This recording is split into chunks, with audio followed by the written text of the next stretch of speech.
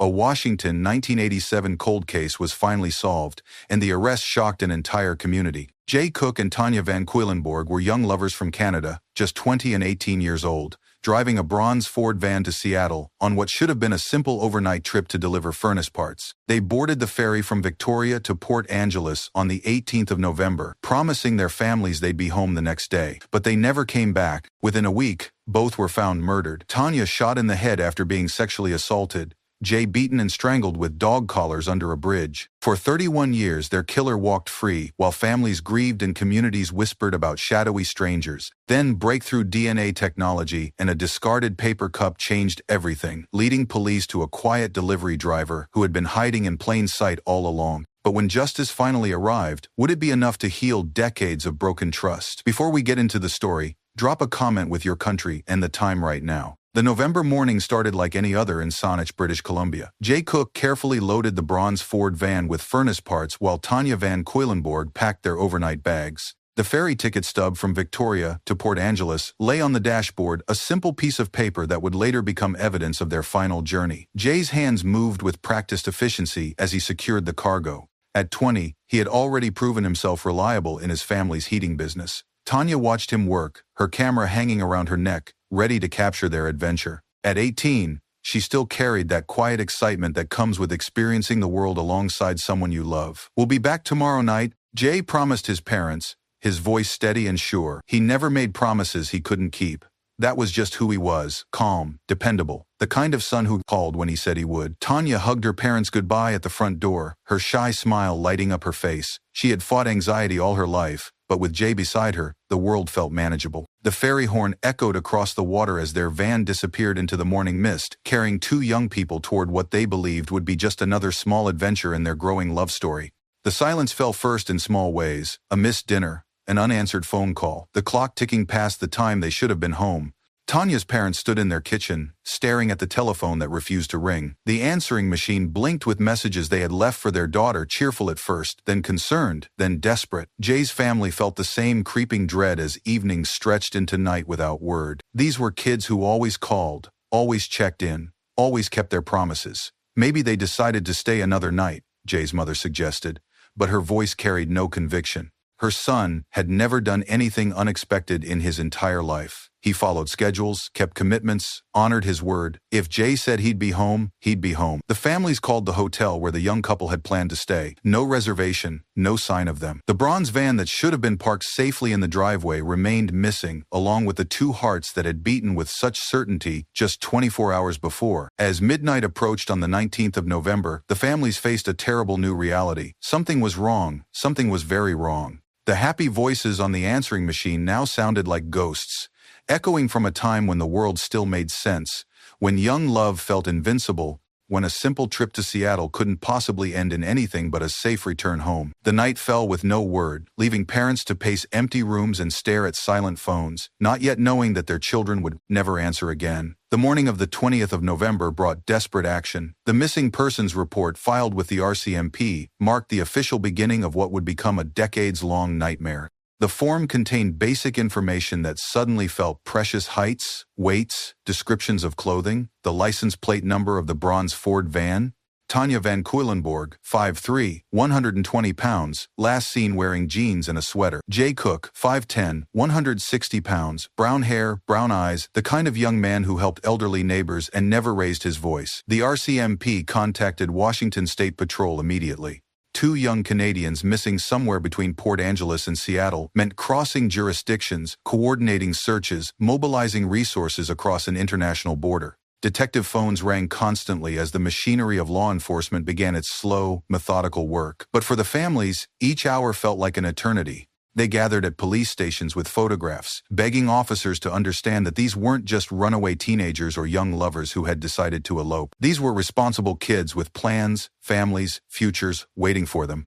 The parents held those photographs like lifelines. Jay's graduation picture showing his gentle smile, Tanya caught mid-laugh at a family gathering, her camera strap visible around her neck. "Please," Tanya's father said to anyone who would listen, "just look at her face. Look at both of them. These kids don't just disappear." But disappear they had, leaving nothing behind but worried families, unanswered questions, and a growing certainty that something terrible had happened to two young people whose only crime had been loving each other enough to share a simple adventure.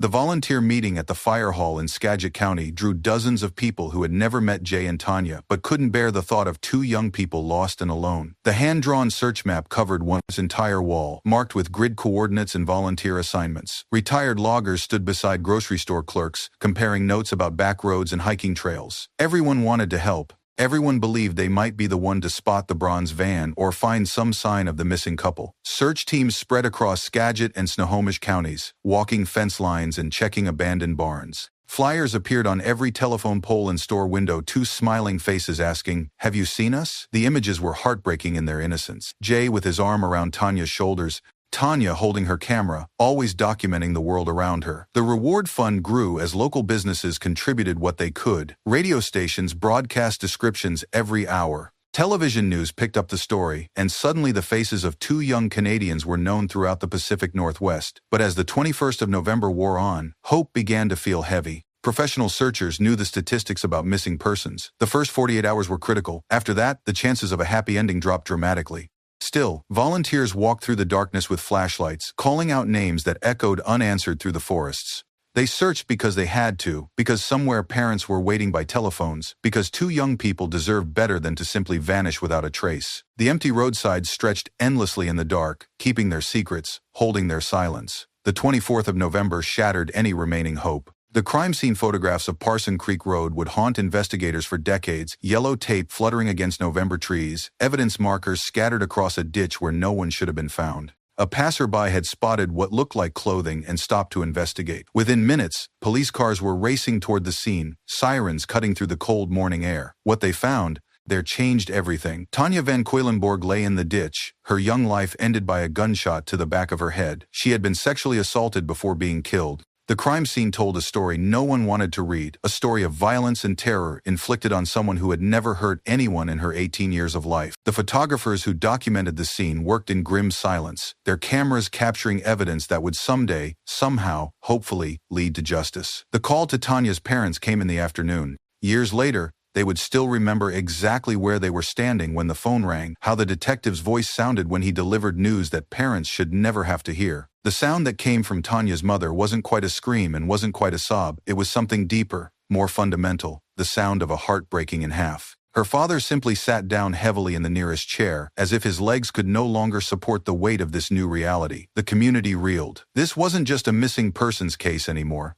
This was murder. This was the kind of evil that wasn't supposed to exist in their quiet corner of the world. Parents pulled their teenagers closer, locked doors that had never needed locks, and wondered who among them could do such a thing to two innocent young people. The 25th of November brought fresh horror. Jay's dog-collar ligature found at the Monroe Bridge told its own terrible story. The young man who had been so gentle, so careful with everyone around him, had died fighting for his life. He had been beaten severely before being strangled with twine and dog collars, a combination that suggested premeditation, planning, a killer who had come prepared for exactly this kind of violence. Sheriff's tape fluttered in the wind as investigators processed the scene under the bridge where Jay's body had been dumped like garbage. The brutality was shocking. This wasn't a crime of passion or a robbery gone wrong. This was calculated violence inflicted on two young people who had simply been in the wrong place at the wrong time. Jay had tried to protect Tanya. Evidence showed he had fought hard against his attacker, but courage and love hadn't been enough against someone who had come prepared to kill. The medical examiner's report would later detail injuries that spoke of Jay's desperate struggle to save not just his own life, but the life of the girl he loved. Both families gathered in the awful fellowship of shared grief. They held each other up when individual strength failed, sharing tissues and phone calls and the terrible weight of planning funerals for children who should have outlived them by decades. The news media descended with cameras and questions, but the families barely noticed. Their world had narrowed to the impossible task of saying goodbye to Jay and Tanya, of finding some way to continue breathing in a universe that no longer made sense. The community that had hoped and prayed for a miracle now faced the reality that evil had visited them, had taken two of their brightest lights,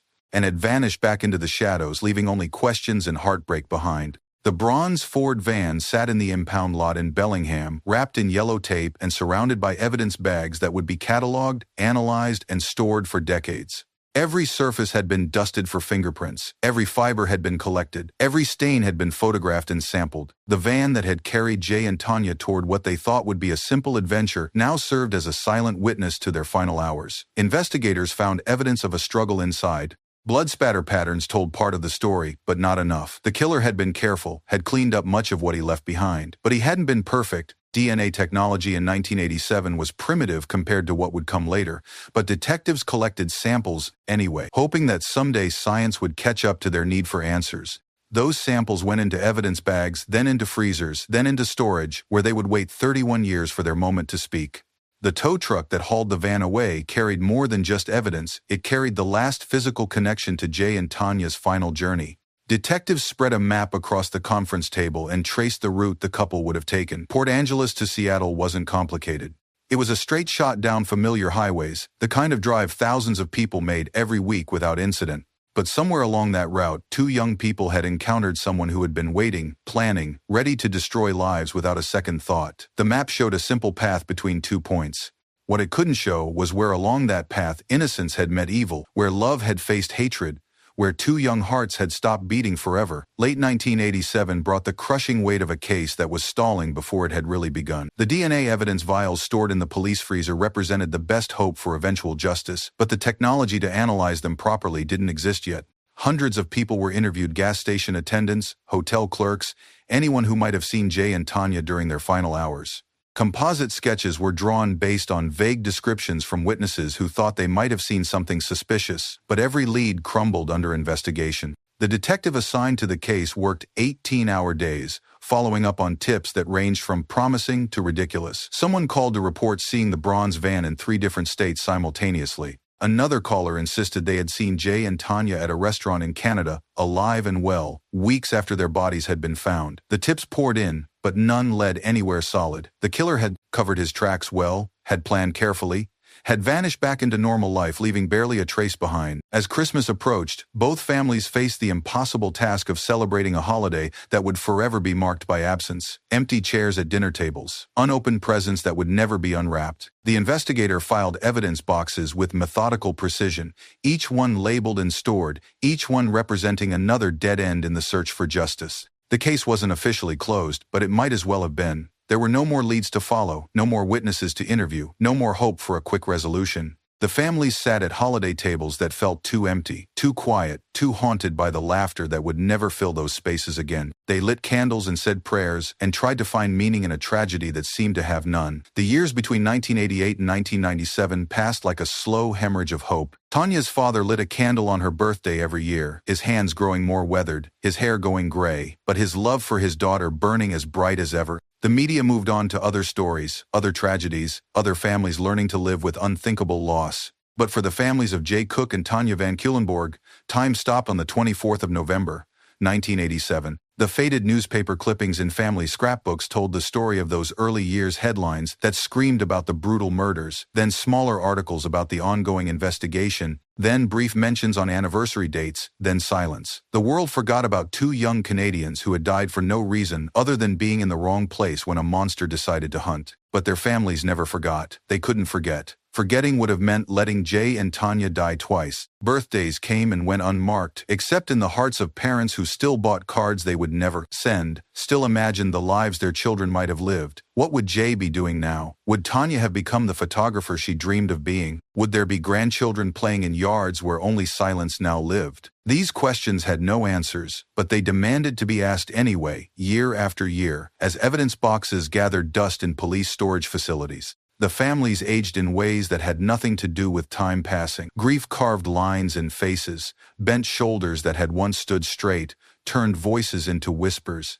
They learned to smile at appropriate times and answer fine when people asked how they were doing, but inside they carried wounds that would never heal until someone, somewhere, somehow brought them answers. Between 1998 and 2007, new detectives inherited the case like a family heirloom nobody wanted but everyone respected. The cold case file folder, worn and yellowed from handling, passed from desk to desk as officers retired or transferred to other departments. Each new investigator approached the evidence with fresh eyes, hoping to see something their predecessors had missed. They re-interviewed witnesses whose memories had grown fuzzy with time, chased down leads that had been dismissed years earlier, sent evidence for new types of analysis as technology slowly advanced. Detective Jim Scharf inherited the file in 2003 and felt the weight of two families' hopes settle on his shoulders. He read every report, studied every photograph, memorized every detail of the case until Jay and Tanya felt like his own children. But despite his dedication, despite countless hours of careful investigation, he found himself closing the file drawer in frustration time and again. The evidence was there: DNA samples, fingerprints, witness statements, but it wasn't enough.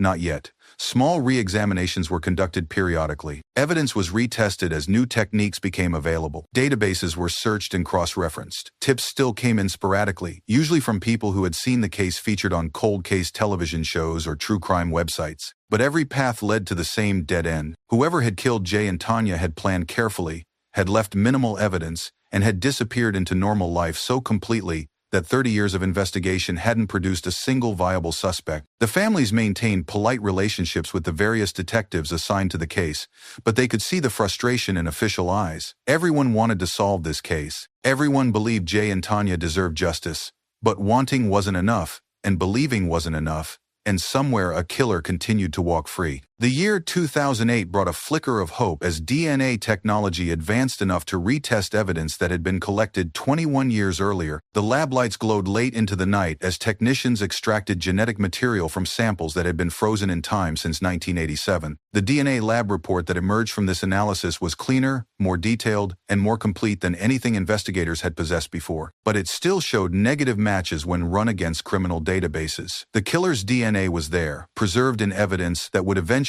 prove his guilt beyond any doubt. But in 2008, that DNA was still just a string of letters and numbers on a lab report, meaningless without a name to attach to it. CODIS, the National DNA Database, was growing larger every year as more criminals were required to submit samples. But whoever had killed Jay and Tanya either had never been arrested for another crime or had committed his murders before DNA collection became routine. Still, the families felt something that might have been hope-stirring in their hearts for the first time in years. Science was advancing, technology was improving. DNA, evidence that had been useless in 1987, might someday lead to answers. They attended conferences about cold cases and victims' rights, learning about new techniques, new possibilities, new reasons to keep believing that justice might still be possible. The negative result report was devastating, but it wasn't final. The DNA was clean, complete, and ready. All they needed now was a match.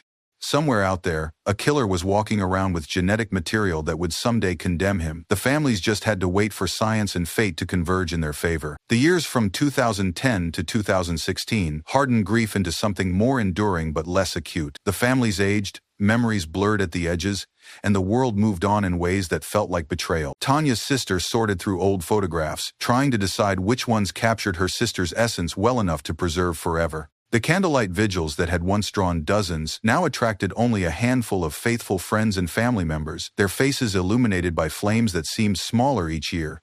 The annual vigil candles burned down to stubs, wax pooling on paper plates held by hands that shook not with emotion now, but with age. 25 years, then 26, then 27. The numbers grew larger while hope grew smaller. Police departments reorganized, detectives retired. Budget cuts meant fewer resources for cases without active leads. The evidence boxes remained in storage, but they felt forgotten, abandoned, lost in bureaucratic limbo. Public attention turned to newer tragedies, fresher mysteries, more recent disappearances.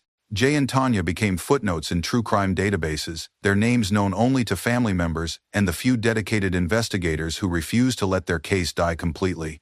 The families learned to live with a different kind of pain, not the sharp agony of fresh loss, but the steady ache of justice denied, of questions unanswered, of a story without an ending. They attended weddings and graduations and birthday parties, forcing smiles and making conversation, but always carrying the weight of 2 empty chairs, 2 missing voices, 2 lives cut short by someone who continued to walk free. The loneliness of being the only ones who still remembered, still cared, still believed in the possibility of answers settled over them like a gray blanket they could never quite shake off. Early 2018 brought an unexpected phone call that changed everything. C.E. Moore, a genetic genealogist who had made a name for herself solving cold cases through DNA analysis, contacted the Snohomish County Sheriff's Office with an intriguing proposal. New techniques in genetic genealogy might be able to identify suspects through family DNA connections, even if the perpetrator himself had never been arrested or had his DNA collected. The GE Deadmatch DNA upload confirmation email that arrived in Moore's inbox represented a new kind of hope not just for Jay and Tanya's families, but for cold case victims everywhere. Moore's approach was revolutionary. Instead of waiting for a direct match in criminal databases, she could upload crime scene DNA to public genealogy sites where millions of people had voluntarily submitted their genetic information to learn about their ancestry. Even distant cousins shared enough DNA to create family trees that could lead back to possible suspects.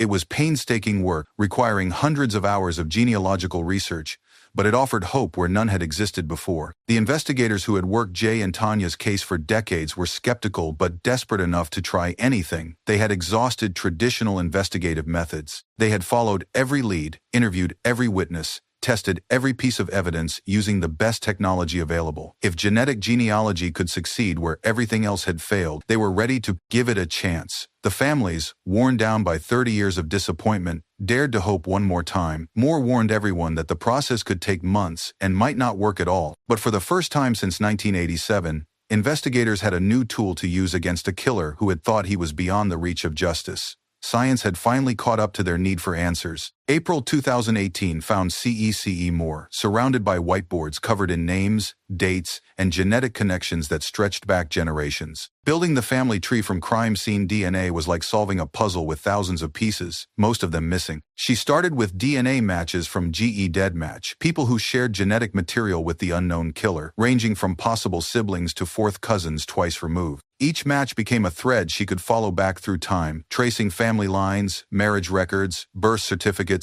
and obituaries. The hand-drawn family tree, with Talbott circled in red marker, represented weeks of exhaustive research. Moore worked backward from modern DNA matches to historical records, building family groups, identifying common ancestors, and slowly narrowing the field of possible suspects. She eliminated women, ruled out men who had died before 1987, and focused on males who would have been the right age and in the right geographic area when Jay and Tanya were killed. William Talbott II emerged from this genealogical detective work like a ghost materializing from the past. He was the right age, lived in the area, and had no solid alibi for November 1987. More importantly, his family tree connected him to multiple DNA matches from the crime scene samples. Moore's research suggested he was likely the killer, but genetic genealogy could only narrow the field. It couldn't provide absolute proof. For that, investigators would need a direct DNA sample from Talbott himself. The red circle around Talbott's name on Moore's family tree represented both hope and uncertainty.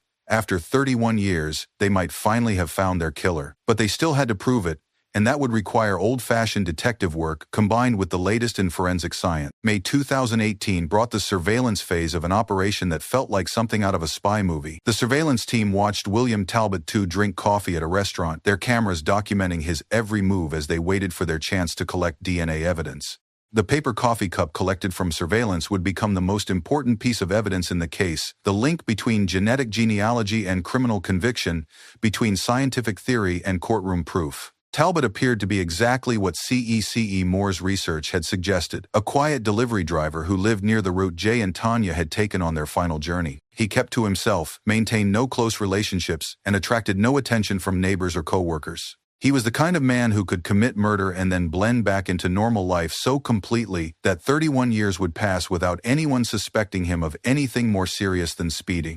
The moment when Talbott finished his coffee and left the cup behind felt electric with possibility. Officers carefully collected the cup, preserving it for DNA analysis that would either confirm their suspicions or send them back to the drawing board. The lab work took days, but those days felt like years to investigators who had been working this case for 3 decades and families who had been waiting for answers for just as long. When the call came from the lab, Detective Jim Scharf answered on the first ring. The DNA from Talbott's coffee cup was a perfect match to semen found on Tanya's body 31 years earlier. After decades of dead ends and false hopes, they had found their killer. The lab confirmed match case cracked. Justice was finally within reach. The arrest of William Talbott II on May 17, 2018, unfolded with the careful precision of a military operation. Police lights flashed in the parking lot of the trucking company where Talbott worked as he was taken into custody without incident. He showed no emotion as handcuffs were placed on his wrists, no surprise at being arrested for crimes committed 31 years earlier. His co-workers watched in shock as the quiet man they had known for years was led away to face charges of double murder. The phone calls to Jay and Tanya's families came within hours of the arrest. After decades of disappointment, the families were almost afraid to believe that this time might be different. Tanya's father whispered, "We found him," into the phone, his voice breaking with emotions he had held back for 3 decades. The words felt strange in his mouth, foreign, impossible, like speaking a language he had never learned but had always dreamed of understanding. The media descended immediately, turning the arrest into international news. The case that had been forgotten by everyone except the families suddenly became a symbol of hope for cold case investigations everywhere. DNA technology that hadn't existed in 1987 had reached back across 31 years to deliver justice. Science had given voice to evidence that had been silently waiting for its chance to speak. But even as the family celebrated this breakthrough, they knew the hardest part was still ahead. Arrest was not conviction. DNA evidence was powerful, but defense attorneys were skilled at raising doubt. The man they believed had killed Jay and Tanya would have his day in court, and that court would decide whether genetic genealogy and a discarded coffee cup were enough to prove guilt beyond reasonable doubt. The trial of William Talbott II began on the 10th of June, 2019, in a packed Skagit County courtroom, where every seat was filled with family members, reporters, and community members who had waited 32 years to see justice served. The courtroom gallery photos of grieving families told the story of 3 decades spent waiting for this moment. Jay's parents, now in their 70s, sat behind the prosecution table with photographs of their son clutched in their hands. Tanya's family filled an entire row, their faces showing the strain of years spent hoping for answers that had finally come. Talbott was led into the courtroom in handcuffs and a jail uniform, a stark contrast to the young man who had blended invisibly into society for decades after committing murder. At 56, he looked ordinary, unremarkable, like any middle-aged man you might pass on the street without a second glance. But the evidence against him was extraordinary, built on cutting-edge science and painstaking investigative work. The prosecutor's opening statement laid out the state's case with methodical precision. DNA evidence connecting Talbott to the crime scene, genetic genealogy proving his identity, timeline evidence placing him in the area when Jay and Tanya were killed. The prosecution promised to prove beyond reasonable doubt that this quiet delivery driver was actually a brutal killer who had destroyed 2 young lives and then hidden in plain sight for 31 years. The first witness to take the stand was the medical examiner who had processed Tanya's body in 1987. His testimony would establish the brutal nature of her death and the DNA evidence that would eventually lead police to her killer. The family steeled themselves for testimony that would be difficult to hear but necessary for justice. The DNA evidence charts projected onto courtroom screens told a story of scientific precision that would have been impossible to imagine in 1987. Prosecutors walked the jury through genetic markers, probability calculations, and familial connections that proved William Talbott II had left his DNA on Tanya Van Cuylenborg's body. The numbers were staggering. The odds of the DNA belonging to someone other than Talbott were calculated in the billions to 1.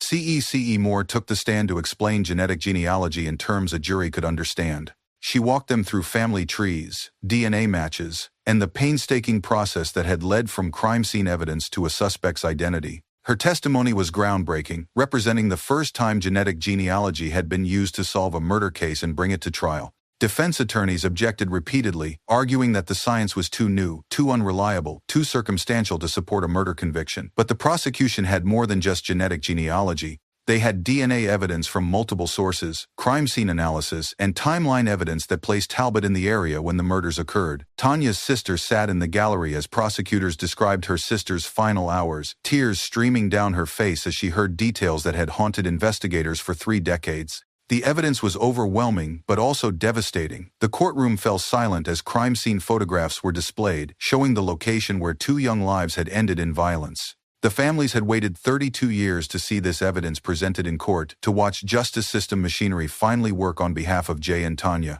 The DNA evidence was speaking at last, telling a story of guilt that had been preserved in evidence files for decades. The defense's case centered on creating reasonable doubt about genetic genealogy and circumstantial evidence. Defense attorneys' cross-examination notes revealed a strategy focused on attacking the science rather than providing alternative theories. They argued that DNA evidence could have been contaminated over 30 years of storage, that genetic genealogy was too new to be trusted, and that circumstantial evidence wasn't enough to prove guilt beyond reasonable doubt. The defense painted Talbott as a quiet family man who had been falsely accused based on unreliable science and coincidental evidence. They suggested that the real killer might have been someone else entirely, someone whose DNA had never been collected, someone who had died or moved away in the decades since the murders. They questioned the chain of custody for evidence collected in 1987, arguing that proper procedures might not have been followed in an era when DNA analysis didn't exist, but their arguments seemed weak against the mountain of evidence presented by prosecutors. The DNA match was too strong, the genetic genealogy too precise, the timeline too damning. Jay's mother clutched his photo tighter as defense attorneys tried to cast doubt on evidence that had taken 32 years to present in court. The families had waited too long for justice to be derailed by legal technicalities. The jury deliberated for 3 days before filing back into the courtroom with the verdict form marked "guilty" in bold letters. The moment felt suspended in time as the foreman stood to read the decision that would finally bring justice for Jay Cook and Tanya Van Cuylenborg. "We, the jury, find the defendant, William Earl Talbott II, guilty of murder in the first degree in the death of Tanya Van Cuylenborg." The second count followed immediately. "We, the jury, find the defendant, William Earl Talbott II, guilty of murder in the first degree in the death of J. Roland Cook." The sound that rose from the families wasn't celebration, it was release. 32 years of grief, anger, and desperate hope poured out in sobs that shook the courtroom. Tanya's mother collapsed against her husband's shoulder, not from weakness, but from the overwhelming relief of finally seeing justice served. Jay's father nodded slowly, his face showing a mix of satisfaction and exhaustion that comes from carrying a burden for 3 decades. Talbott showed no emotion as the guilty verdicts were read. He stared straight ahead, his face blank, offering no explanation, no apology, no acknowledgement of the lives he had destroyed or the families he had devastated. The man who had hidden his crimes for 31 years would maintain his silence even in defeat. The families embraced through tears that tasted of salt and justice, holding each other up as they had for more than 3 decades of waiting. The courtroom erupted in quiet celebration as family members hugged prosecutors, thanked investigators, and whispered prayers of gratitude. Justice had finally come for Jay and Tanya. The sentencing hearing on the 24th of July, 2019, brought formal closure to a case that had haunted 2 families and countless investigators for 32 years. The judge's sentencing transcript would record the moment when justice was finally, officially served. "Mr. Talbott, you are hereby sentenced to 2 consecutive terms of life in prison without the possibility of parole for the murders of J. Roland Cook and Tanya Van Cuylenborg." The gavel struck with finality that echoed through the courtroom like thunder. Victim impact statements from family members filled the courtroom with pain that had been carried for more than 3 decades. Jay's mother spoke of birthdays celebrated without her son, of grandchildren he would never meet, of a life cut short by senseless violence. Tanya's sister described growing up in the shadow of her sister's murder, of learning to live with grief that never quite healed, of fighting to keep Tanya's memory alive in a world that had moved on. Talbott listened to these statements with the same blank expression he had maintained throughout the trial. No remorse, no explanation, no acknowledgement of the devastation he had caused. The families had hoped that conviction might bring some form of closure, some sense that the man who had destroyed their lives understood the magnitude of his crimes. Instead, they faced the same cold indifference he had probably shown Jay and Tanya in their final moments. The silent hallway as Talbott was led away in shackles felt like the end of a very long, very dark chapter. Justice had been served, but justice couldn't bring back 2 young lives or return 32 years of grief to families who had earned the right to peace. The months following Talbott's conviction brought a different kind of healing for the families of Jay Cook and Tanya Van Cuylenborg. At the press conference they held 6 months after sentencing, they spoke not just about their personal closure, but about the broader implications of their case for cold case investigations everywhere. The cold case advocacy pamphlets they distributed told the story of how genetic genealogy had revolutionized forensic science and brought hope to thousands of families waiting for answers. Jay's parents became advocates for increased funding for cold case investigations, speaking at conferences and meeting with legislators about the importance of preserving evidence and investing in new technology. They knew that their son and Tanya had become symbols of hope for other families living with unsolved murders, disappearances, and unresolved grief. If justice could reach back 32 years to catch William Talbott, perhaps other killers who thought they had escaped consequences would also face their day in court. Tanya's family focused on supporting other victims' families, sharing their experience and offering hope to people who were just beginning their own long journey toward justice. They established scholarships in Tanya's name, supporting young photographers who shared her passion for capturing the world through a camera lens. The candlelit memorial held on the second anniversary of Talbott's conviction drew hundreds of people, showing that their story had touched hearts far beyond their own families. Healing began in small ways: the ability to visit Jay and Tanya's graves without feeling overwhelmed by rage, the capacity to remember happy moments without being consumed by the terrible knowledge of how their story ended. Justice hadn't erased 32 years of pain, but it had finally given that pain meaning. The appeals court ruling overturning Talbott's conviction arrived like a nightmare returning in daylight. On the 23rd of March 2021, a three-judge panel of the Washington State Court of Appeals ruled that Talbott's conviction must be overturned because a juror had been improperly dismissed during deliberations. The news alert on phones across the Pacific Northwest delivered crushing news to families who thought their long fight for justice was finally over. William Talbott II would walk free, while prosecutors decided whether to retry the case. The legal technicality that freed Talbott felt like a betrayal of everything the families had endured. The dismissed juror had expressed concerns about the length of deliberations and personal scheduling conflicts, leading the trial judge to remove him and replace him with an alternate. The appeals court ruled this violated Talbott's constitutional right to an impartial jury, even though the evidence against him remained overwhelming and undisputed. Tanya's father stood wordless in his yard when reporters came for comment, staring at the ground where he had stood in the same spot 34 years earlier when police first called to tell him his daughter was missing. The weight of decades seemed to settle on his shoulders again, the burden of carrying grief that had no resolution, pain that had no end. The man they knew had killed Jay and Tanya was free to walk the streets, protected by legal technicalities, while two young people remained dead. The families faced a terrible choice: support a retrial that would force them to relive the worst moments of their lives again, or accept that their children's killer might never face justice for his crimes. Either path led through more pain, more uncertainty, more years of their lives consumed by a tragedy that had already taken too much. The years since Talbott's release have been marked by a different kind of waiting, a different kind of hope. Prosecutors continue to weigh the possibility of a retrial, balancing the strength of their evidence against the emotional cost to families who have already endured more than anyone should be asked to bear. The memorial flowers at Tanya and Jay's graves are refreshed regularly by family members and friends who refuse to let their story end with legal technicalities and bureaucratic delays. The quiet visit to their graves has become a ritual of remembrance that transcends the failures of the justice system. Jay and Tanya rest side by side in a cemetery overlooking the water they crossed on their final journey together. Their headstones bear photographs from happier times: Jay's gentle smile, Tanya with her camera, both of them young and full of the promise that was stolen from them on a November night in 1987. The families have learned to find meaning beyond courtroom victories and legal defeats. They know who killed Jay and Tanya. They know the evidence is overwhelming. They know that truth has been revealed, even if justice remains incomplete. DNA technology that didn't exist when their children died has given voice to evidence that waited 31 years to speak. That voice has been heard, even if the legal system has failed to listen. The sunset over the water where Jay and Tanya's journey began serves as a daily reminder that love endures beyond death, beyond legal technicalities, beyond the failures of human institutions. Their story changed forensic science, brought hope to countless families, and proved that truth can emerge even from the darkest silence. Justice may be unfinished, but love, scarred and tested by decades of pain, has endured. And that, perhaps, is the most important victory of all.